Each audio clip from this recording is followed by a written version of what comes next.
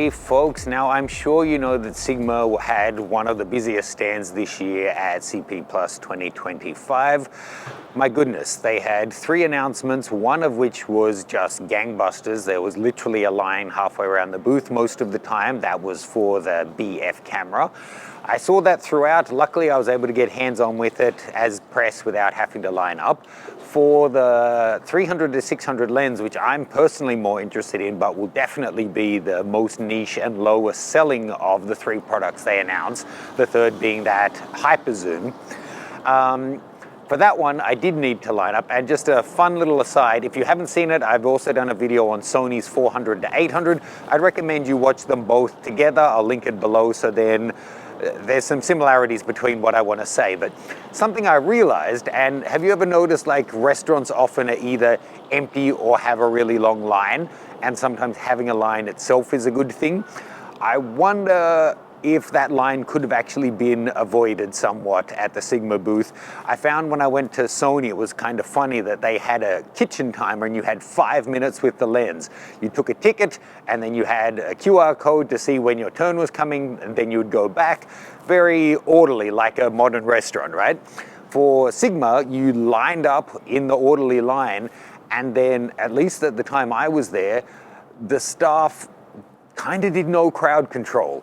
So there was only 2 or 3 people in front of me, but it took me about 25 minutes to get hands-on with the 300 to 600 lens because there was no time limit, and being very polite and formal, nobody wanted to ask, hey, are you done with that? So both of the E-mount lenses were there, not being used, with the people who had been using them 5 minutes ago, chatting with Sigma staff, not even like touching the camera at all, but no one would ask them to move on so the next person could use it. So I wonder how indicative that line around the booth is about how popular the products actually were.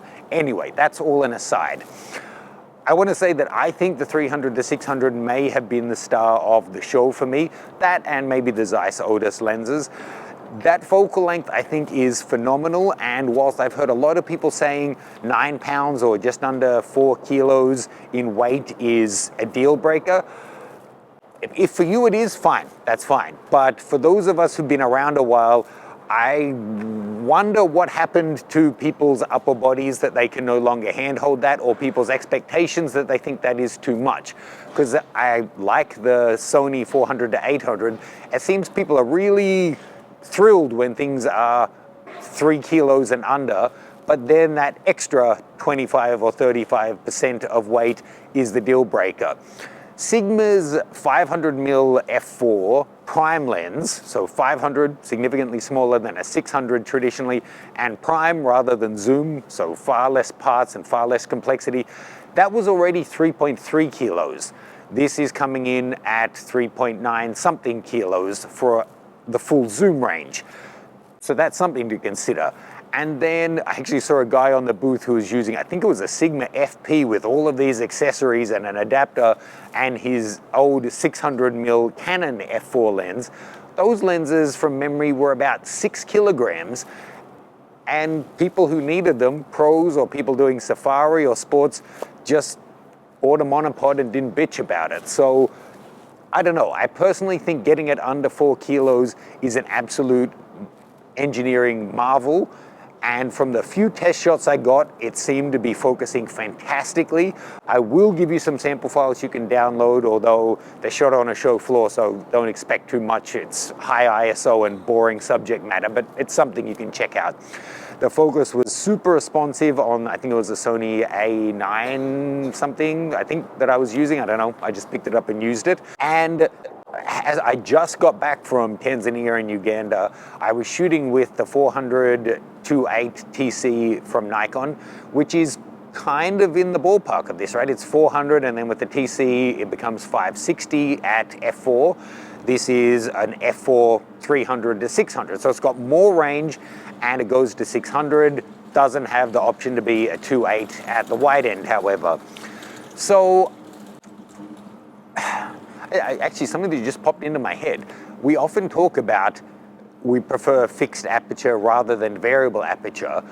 I can totally get that for video because you don't want it changing the aperture as you're zooming. But for stills, for example, going from 300 to 600, if the 600 can be f4, theoretically, then the 300 should be certainly able to get down to close to f2.8 because it's twice the focal distance.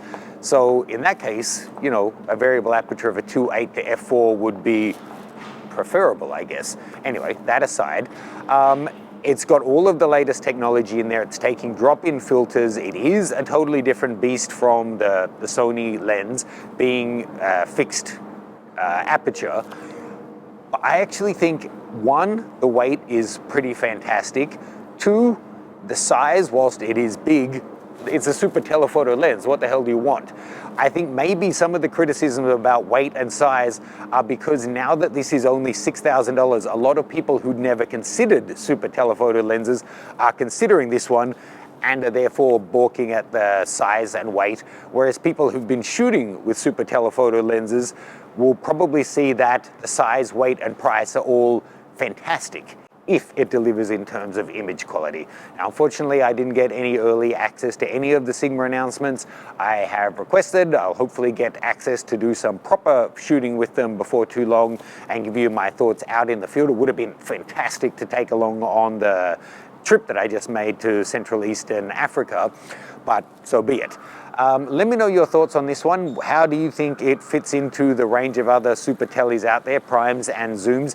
And is it a lens that you would consider? If so, for what genre of photography?